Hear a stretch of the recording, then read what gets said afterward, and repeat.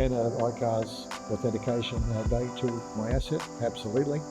In the case of the ProDrive Subaru, he thought it was a $20,000 broken down race car. It turned out to be a $500,000 very special race car. And the report gives people the confidence, even if they don't have a complete understanding of how the vehicle is authentic or isn't authentic. And if their buyer and seller both gain advantages but in different ways.